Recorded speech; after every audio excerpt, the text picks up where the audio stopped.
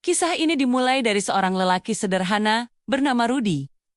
Dari sebuah desa kecil di Indonesia. Setiap pagi, dengan motor tuanya, ia melintasi hamparan sawah hijau, membawa sebuah mimpi yang tak pernah benar-benar mati. Dulu, Rudy adalah mahasiswa teknik terbaik di kampusnya.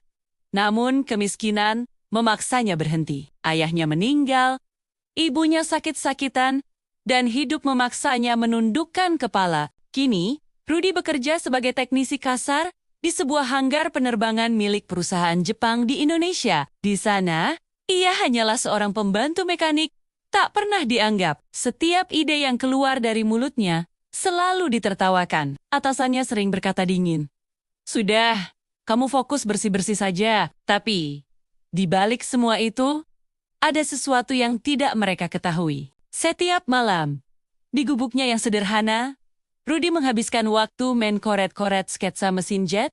Di buku lusuhnya, ia mempelajari setiap detail dari prototipe mahal di hanggar itu. Dalam diam, ia tahu ada yang salah dengan desain jet tersebut. Dan lebih dari itu, ia tahu solusinya. Suatu hari, ketakutan terbesar perusahaan menjadi kenyataan. Jet eksperimental senilai triliunan rupiah itu gagal menyala. Para insinyur dari Jepang panik. Waktu peluncuran resmi tinggal 2 hari lagi. Tekanan semakin memuncak ketika CO dari Jepang datang langsung ke lokasi. Wajahnya tegang, matanya kosong menatap prototipe yang bisu itu. Dengan suara lirih yang terdengar putus asa, ia berkata kepada timnya, "Kalau jet ini gagal, perusahaan ini tamat." Seluruh hanggar menjadi sunyi, diliputi atmosfer keputusasaan. Di tengah keheningan itu, sebuah suara pelan memecah ketegangan. "Pak, izinkan saya mencoba." Semua mata tertuju pada Rudy. Hanggar yang tadinya sunyi, kini dipenuhi bisikan dan tawa kecil yang meremehkan. Seorang insinyur senior Jepang mencibir, "TKI seperti kamu mau memperbaiki jet ini. Jangan bercanda." Namun, CEO itu menatap Rudy dengan pandangan yang berbeda. Tatapannya lama dan dalam. Dalam kondisi terdesak, keputusasaan seringkali mengalahkan logika. Ia melihat sesuatu di mata Rudy. Mungkin secercah harapan terakhir yang tak ia temukan di tempat lain. Dengan suara mantap, Sang Cheicho berkata, "Kalau kamu bisa hidupkan jet ini, semua kekayaan milikku jadi milikmu." Kalimat itu menggantung di udara seperti sambaran petir, membuat semua orang di hanggar terdiam seketika. Sebuah janji yang mustahil untuk tugas yang dianggap mustahil. Tanpa membuang waktu, Rudy langsung bekerja. Tangannya sedikit gemetar.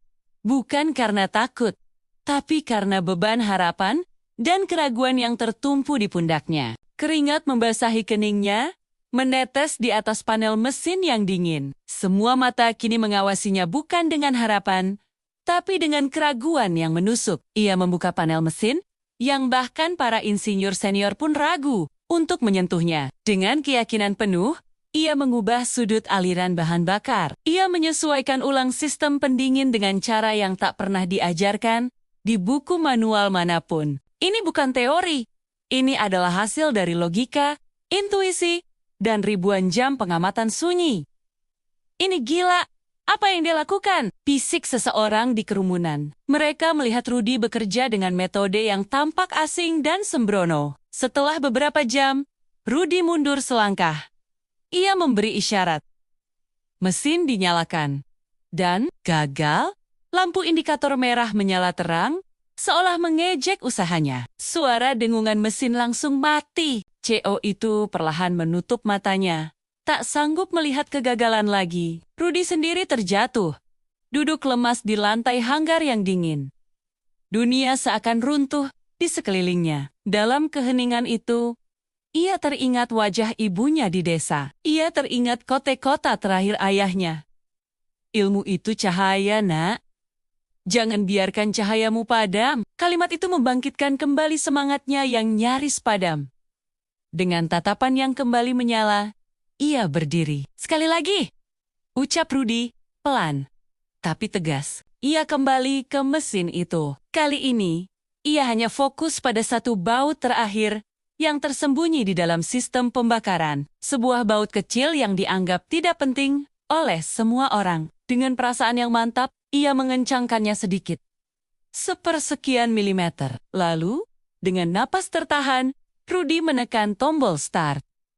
Awalnya hanya ada getaran kecil, lalu suara rendah mulai terdengar. Semakin lama, semakin kuat, semakin stabil, hingga akhirnya raungan mesin jet yang dahsyat memenuhi seluruh hanggar. Lampu indikator merah yang tadinya menyala, kini berubah menjadi hijau terang. Jet itu hidup. Hanggar yang tadinya sunyi senyap, meledak oleh sorak-sorai yang membahana. Para insinyur Jepang yang tadinya mencibir, kini terdiam 1000 bahasa. Mulut mereka ternganga. CO, perusahaan itu menjatuhkan helmnya ke lantai. Matanya berkaca-kaca. Penuh rasa tidak percaya. Tidak mungkin, ini tidak mungkin. Suaranya pecah, menahan haru. Ia berjalan mendekati Rudy. Kemudian, di hadapan semua staf, insinyur, dan petinggi perusahaan, Checho dari Jepang itu melakukan sesuatu yang tidak pernah terbayangkan. Ia menangis, lalu membungkuk hormat begitu dalam di hadapan Rudy.